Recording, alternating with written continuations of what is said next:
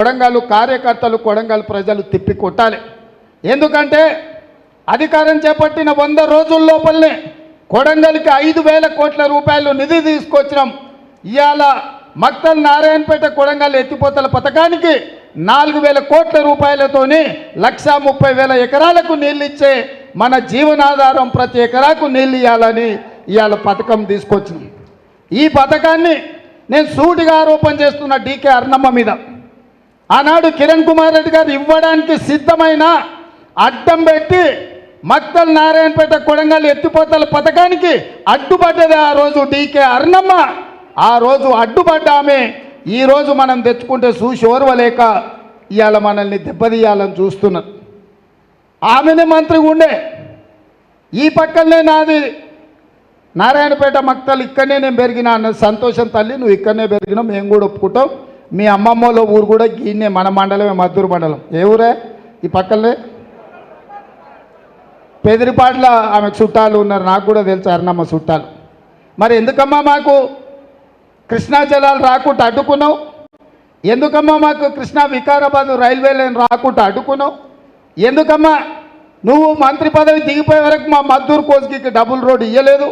ఎందుకమ్మా దామరకిద్ద నుంచి మా మద్దూరుకు డబుల్ రోడ్ వేయలేదు? ఎందుకమ్మా మా మైపినగర్ నుంచి చించోలి వరకు రోడ్డు గుంతలు పడి 3 గంటలు పట్టేది కోస్గికి రానికే ఎందుకు వేపియలేదు తల్లి? ఎందుకు మాకు మన్నెగూడ నుంచి గుల్బర్గా వరకు మా రోడ్లు ఎందుకు బాగు చేయించలేదు? మా గ్రామాలలో స్కూల్ ఎందుకు కట్టియలే? మా పాలిటెక్నిక్ కాలేజ్ మేము తెచ్చుకుంటే చాలా రోజులు దాన్ని కట్టకుంటే ఎందుకు అడ్డం పడ్డవు తల్లి? మా దౌలతాబాద్కు మా బొమ్మరాజ్పేటకి ఇయ్యాలకి జూనియర్ కాలేజీలో మొన్న నేను వచ్చి తెచ్చుకునే వరకు ఎందుకు ఇవ్వలే తల్లి? కోస్గిలో మా మహిళా డిగ్రీ కాలేజీను ఎందుకు ఇవ్వలే? ఇవన్నీ ఇవ్వకపోయినా ఆమె నేనేదో కక్ష కట్టినా అర్ణమ్మ గారిని నేనేదో అవమానిస్తున్నాను అంటారు.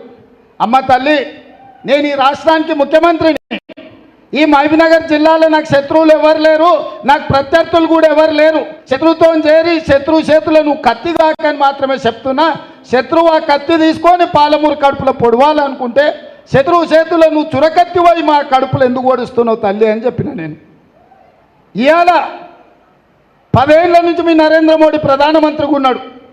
భారతీయ జనతా పార్టీ ఉపాధ్యక్షురాలుగా, జాతీయ ఉపాధ్యక్షురాలుగా నువ్వు ఉన్నావు. ఎందుకు మా పాలమూరు రంగారెడ్డి ఎత్తిపోతల పథకానికి జాతీయ హోదా తీసుకురాలేదని నేను అడిగిన. ఎందుకు మా కృష్ణా వికారాబాద్ రైల్వే లైన్ పూర్తి చేయలేదని అడిగిన. ఎందుకు Mahabubnagar Raichur road national highway అయితే పనులు పూర్తి కాలేదని అడిగిన. ఇవే కదా నేను అడిగిన. ఇవాళ మాకు అవకాశం వచ్చింది చేసుకుందాం అంటే మళ్ళా నువ్వు నరేంద్ర మోడీ చేతిలో కత్తివై ఇవాళ మా పాలమూరు కడుపులో ఓడుస్తుంటే వద్దు తల్లి అని చెప్పిన. నాకు నీకు పోటేంది తల్లి? ఏంది నీ దగ్గర ఉన్నదేంది? నేను ఆశించేదేంది? ఈ రాష్ట్ర ప్రజలు నన్ను ఆశీర్వదించి రాష్ట్రానికి ముఖ్యమంత్రి చేసినారు. ఈ జిల్లా ప్రజలు 14 సీట్ల 12 సీట్లు గెలిపించి 100% పాలమూరు బిడ్డలు నాకు అండగా నిలబడి, పాలమూరు అంతా నీ వెనకాల ఉన్నాం. నువ్వు కొట్లాడు, మేము నిలబడి నిన్ను ముందుకు నడిపిస్తామని పాలమూరు అంతా నా ఎంబడి నిలబడ్డది. నాకు నీ మీద ఎందుకు అసూయ ఉంటుంది?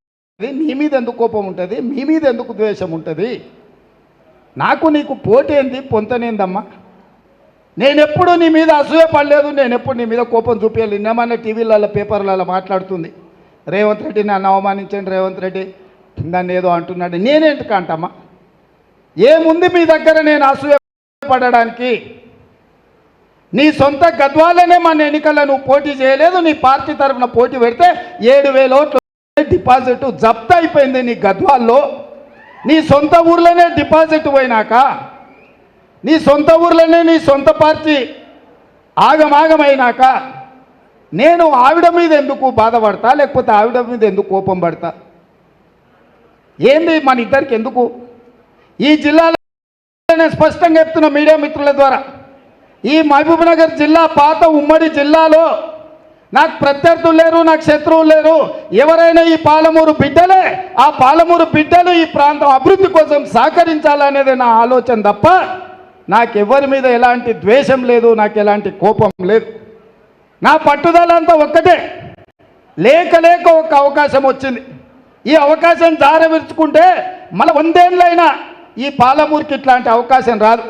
75 ఏళ్ల కింద మొట్టమొదటి హైదరాబాద్ రాష్ట్రానికి బూరుగుల రామకృష్ణారావు గారు ముఖ్యమంత్రి అయితే